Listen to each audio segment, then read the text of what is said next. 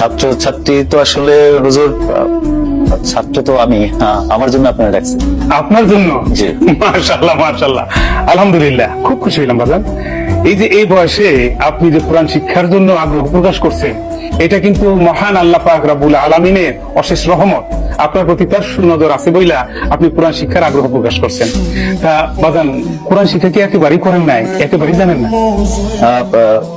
ছোটবেলায় মার কাছে শিখছিলাম হুজুর, কিন্তু তারপরে ওই যে প্র্যাকটিস না থাকলে যেটা হয়, আর পড়াশোনা, স্কুল কলেজ এগুলো দৌড়ঝাঁপ করতে করতে তারপরে জবে ঢুকে গেলাম, তো যার কারণে আর ওই অভ্যাসটা নাই আর কি, প্র্যাকটিসটা না থাকলে ভুলে গেছি। মাশাআল্লাহ মাশাআল্লাহ, খুবই খুশি হয়েছি।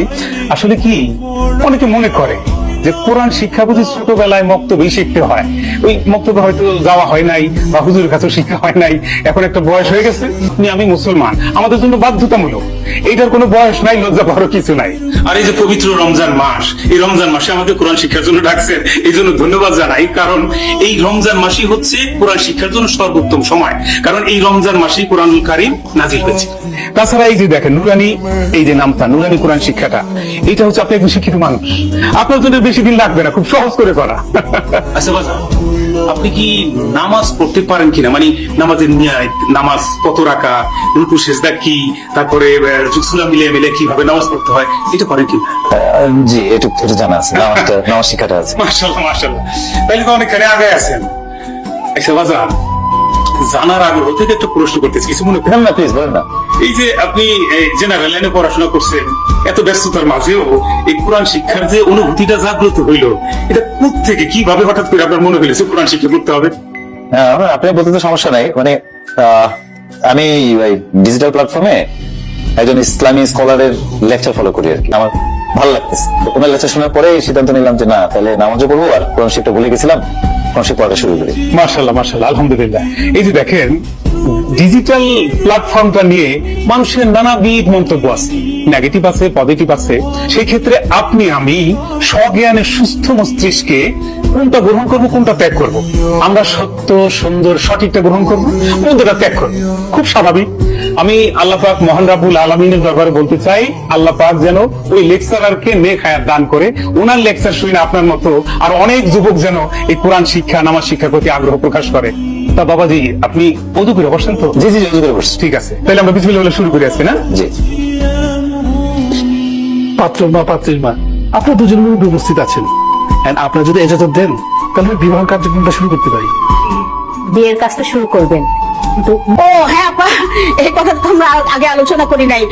ঠিকই তো, আপনি মেয়ের মা, আপনি তো বলবেন কি চাই আপনার, বলেন আপা বলেন। কিছুদিন আগে আমার ভাগ্নির বিয়ে হইলো, ওর বিয়ের দেড় মুহূর্তে 20 লক্ষ টাকা, আর এই যে কয়েকদিনের মধ্যে ওর বান্ধবীর বিয়ে হলো।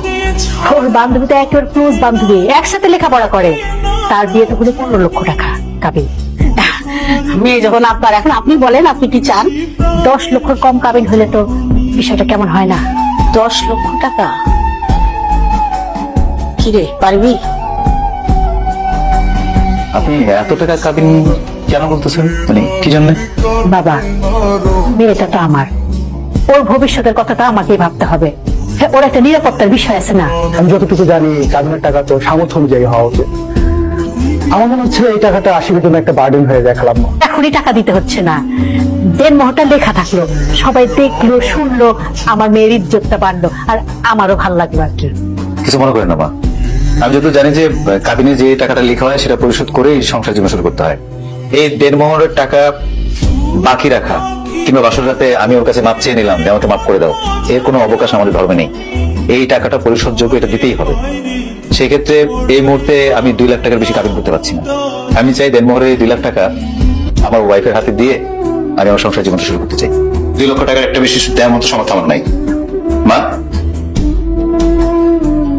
মা তুমি তো শুনলা, তোমার কি মত বলো? আম্মু, আমার তো কোনো সমস্যা নাই, আমি রাজি।